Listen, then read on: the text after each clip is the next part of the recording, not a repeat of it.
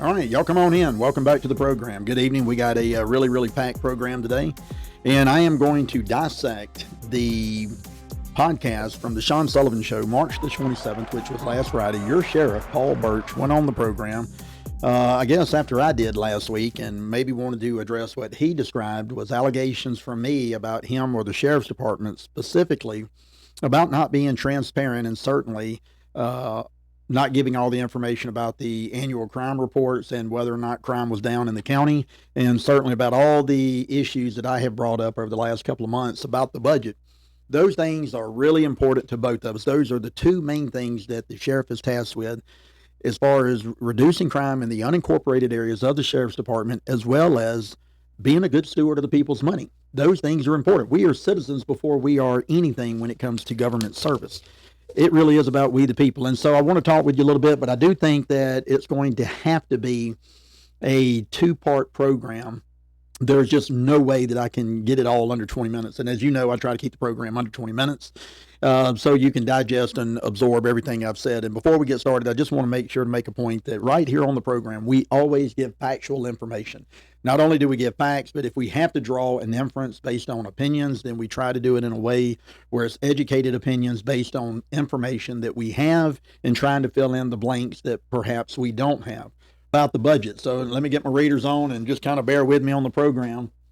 So, I told you initially when I did the first program, I had talked about what the budget was for the sheriff's department. And up until 2022, every sheriff has ran the jail and the sheriff's budget, the operations essentially of the sheriff's office, less than 57 million. And we knew that in 23, the county commission had changed the reporting process on the way they show their budget and who they give the money to, namely the sheriff's department. And so we cannot see the Mobile County Sheriff's budget online, but we can see the county commission. And of course, my sources have since told me, since looking into the budget, that it was about $75 million. Well, that was not a fact when I put it on one of the first episodes around January, but I am proud to say that in this program today, you will see that one of those educated opinions that I gave, drawn on inferences and resources and information that I have on the inside.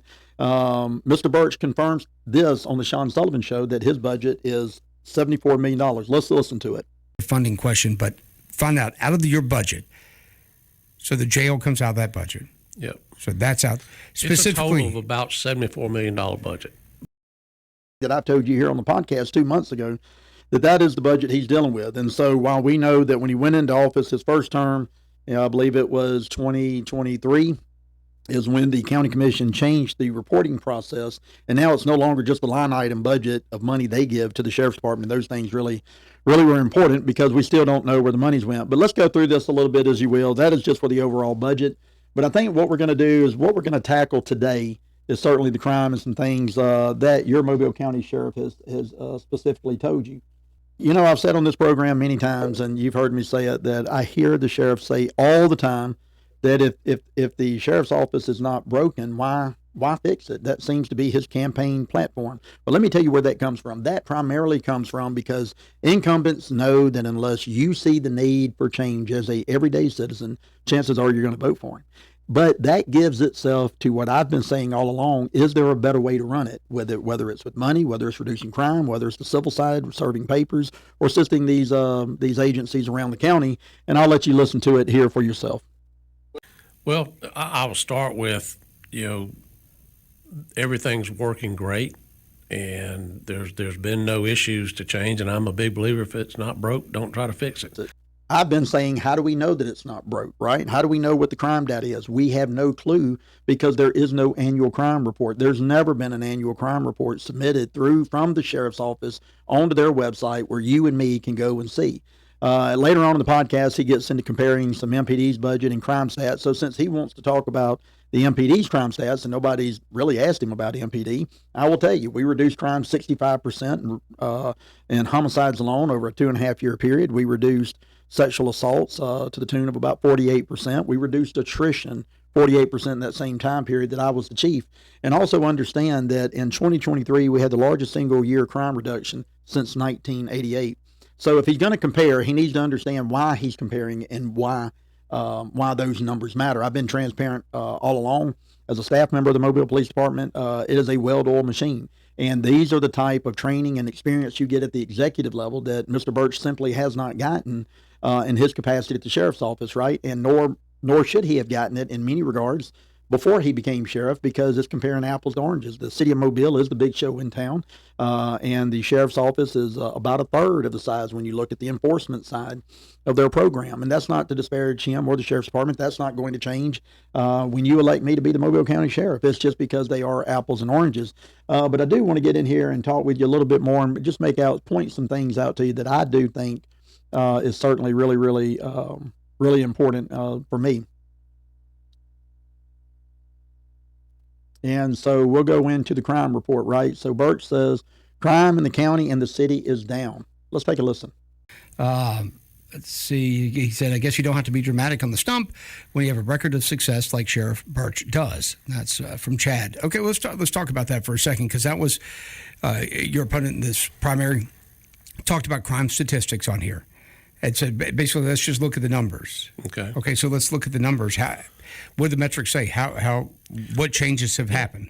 Crime is down double digits, and I say this a lot. Mobile County, City Mobile County, and it actually it's trended down nationwide. I don't know if you heard it. We're playing his words and we're dissecting those. So Sean Sullivan is asking him specifically about the county, the unincorporated areas that the sheriff is responsible when it comes to fighting crime. Sean did not ask about the city of Mobile or any other jurisdiction, and the sheriff does not really have any obligation to those, with the exception if those jurisdictions ask for some type of assistance, and I do think the sheriff's office is responsible for doing that. So Chad could be a guy that works for the sheriff's department. I think there was a couple of notes that I took down. There was a Terry, a Jason, a Chad. Incidentally, these are some of the commanders and supervisors at the sheriff's department, or so I believe. But it doesn't really matter. At the end of the day, he says crime is down, and I wanted you to hear that for yourself. But instinctively, he knows that there is no crime report. My friends, if there is no crime report, how do we know that crime is down? He's saying that it is down, but yet he lumps the city of Mobile into it. Well, you were not asked about the city of Mobile, nor are you responsible, nor do you have to report what the crime data is for the city of Mobile. And I think this is instinctively, it goes into the psyche of the person. He knows he's not being truthful. He knows he's not being transparent, and he's battling internally. He's trying to tell you one thing, but he knows that mind saying that, hey, I don't want to be on the record saying the wrong thing, but we have him on the record essentially saying the wrong thing. Crime could be down double digits within the county's jurisdiction, but we don't know. So let's go down to another one where Birch doubles down that crime is low. Hear it for yourself. And we have them. Okay, so transparency, you say, you're open to crime stats. We talked about the website where people can go. I guess you can look at it from when you came into office to now. You say there's been a decline. Decline in crime, yes. In addition, here you explained funding there. I learned a couple new things, and then the overtime. You said a lot of that's jail. He does a lot of blaming with the Mobile County Commission and how they defunded him, but essentially he doubles down and says that crime is down by double digits. Sean's trying to pull it out of him. Now listen. Sean is a middle of the road kind of guy. Sean, I don't see Sean publicly. I don't see him do it with any politician, whether he likes you or don't like you. I think Sean tries to keep it objective and down the middle. I made the assertion that we don't know what the crime report is, but yet the sheriff keeps saying the crime is down, and Sean is trying to pull it out. This is another point on the program Friday that Sean's trying to pull that information out of him, and we just can't get it other than he's very guarded on what he has to say. And then we go on into talk about to look at Birch's website. Birch is talking about the crime report, and I think you could hear it for yourself and kind of come to your own conclusion. Understand, Sean is asking him a question, and Birch is making the allegations that Prine is making these assumptions that they're not, the sheriff's office, or more specifically him, is not being transparent about the crime in the budget, and that's exactly right. But Birch is going to go in and explain it. Listen. Hear the term frequently that we're not transparent by putting those numbers out there. Those numbers, you can go to our website any day, click on crime tips or my neighborhood. It shows you every crime in Mobile County. Let me say this real quick. He says go on to his website under crime tips to the real-time crime. We're going to go there in just a minute, and I'm going to show that to you, but that is not an annual crime report for the Mobile County area. at all. So while he's in the same breath telling you that he don't appreciate me saying that he's not transparent, he's telling you where to go to file a crime tip and where you can go to see real crime time, right? Well, the reality is I did, and we'll do it for you again today, but there's no real information there, and I'll prove it to you here shortly.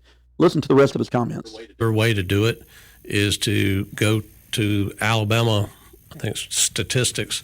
It's the NIBR system, which is National Information. One of those acronyms. Yes, FBI stuff. National Incident-Based Reporting System, and that's the old UCR, Uniform Crime Report, is what it used to be, and that's compiled by the FBI. You can go to the website, which is crime.alabama.gov. Okay. Click on Mobile County, click on the city, and it breaks it all down. It takes about 2 minutes. It does not individually collect the numbers from every agency in the county. They collect their numbers from every state in the union, where the agencies give their crime report every single year to their respective states, who gives the crime report over to the FBI. That is essentially how it works. He's trying to make it out to you that if somehow or another this is just a separate thing that does not really require involvement from him, the state can only report the numbers that they get from the Mobile County Sheriff's Department. So what I'm going to tell you is that I went back there today and I did find some numbers. It was last updated in 2024, and we'll talk about that here momentarily. All right, so we're going to go and play another, clip from Crime That Matters on the Sean Sullivan Show. All right, so let's go back here, and one more time, we see that Sean is going to press the sheriff for the crime stats. It breaks it all down. It takes about 2 minutes. It breaks it down year by year, or by how? Yeah, year by year. So you can compare. Right. So so tell me, we all should go click on it for ourselves. I think so. So once again, crime.alabama.gov. Yep. And then click Mobile County. Mobile County, and it'll. So double digits down. Is it over 20 years? Is it year to year? Is it? I would say it's been trending down for about 5 years, but the last 2 have been the most significant. Okay. And I think a lot of, especially violent crime, again, you wouldn't know it by watching the news, but the numbers are the numbers. It's down. He's doubling down that the crime in the county is down, but yet Sean says, well, I guess we just have to go and Google it and find it or search for it ourselves. And he said, yes. How disingenuous is that as a leader? And my friends, that's because the bottom line is he has no clue what the numbers are.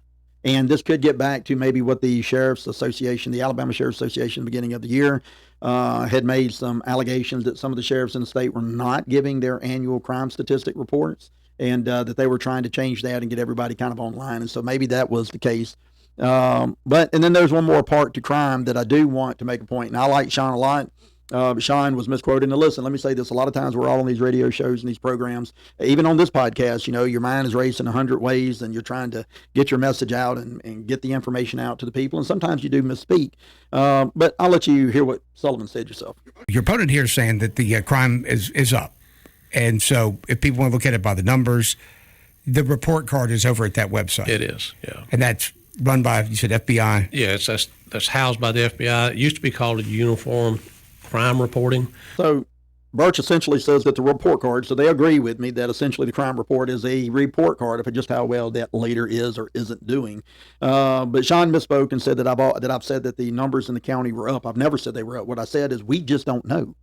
We don't get a report card, an annual report, or an annual and a 10-year running report like the Mobile Police Department puts out every single year on the webpage. And you can go to the MPD webpage with the Mobile Police Department, and you can go down to the crime statistics yourself, and you can pull those numbers up. They're there for the world to see. The Mobile Police Department doesn't ask you to go to the state, and the Mobile Police Department doesn't ask you to go to the FBI numbers. You can go right to their page and look it up for yourself. These are the things that I think are disingenuous for a leader. These are the things that I think really do matter, and there's nothing wrong with saying, hey, we've never done a crime report before. And there's absolutely nothing to giving somebody credit and say, well, Prine brought that up. The prior sheriffs have never done it, don't know why. But it's a good thing to do, and I think 2 months is more than enough time for the Mobile County Sheriff to produce a crime report to show you, my friends, really just how well they're doing. To say that the numbers are on there if you go and Google it, I think that is disingenuous. He knows there's no crime report. He knows there's no real way to judge it, and I do think that it's important for us to go and look at that real quick. And let me show you something real quick, if I may. Okay, so while I've got your attention, we're just going to go to some of these places that the sheriff said we can go and find our own report if we're looking. He's not going to provide that annual report to the citizens, so I took his advice, and he said to go up under the crime stats. So as I went up under the crime stats, or I think it was crime tip on his webpage, and looked for, um, I think it was some type of real crime time. Well, we did that. And so when we did that, well, here's what we found. Data before, now today is the 30th, it is Monday, and that podcast that he did with Sean Sullivan was on Friday, the 27th. Well, when I went to punch in all the data from January 1, 2024 to the end of 2024, here's what it came up with. So data before 3/29/2026 is not available in my neighborhood. For unlimited crime mapping research in real-time crime notification via email, please click on the link. And I said, okay, well, that's kind of disingenuous. I mean, looks like we're trying to be hoodwinked here, but I clicked on the link and then it takes you to this program. Looks like maybe an interface of some sort with Street Scan that would give you all the crime information if you're looking for it. But again, I don't know because I haven't signed up. But this makes it very complicated for the average everyday citizen or the corporations or families that want to relocate to Mobile County with all the jobs the chambers say are coming. And I think it's very disingenuous that, obviously, there's no crime report on the Mobile County Sheriff's webpage. Now, that being said, he also told us we could go to crime.alabama.gov. You heard him. And I said, okay, well, let's go look at crimealabama.gov. Well, as I look over here, I pulled up 2021, and it looks to me like after all crime categories were reported, there were 2,648 cases, and they're breaking down by other persons' crimes, property crimes, society's crimes.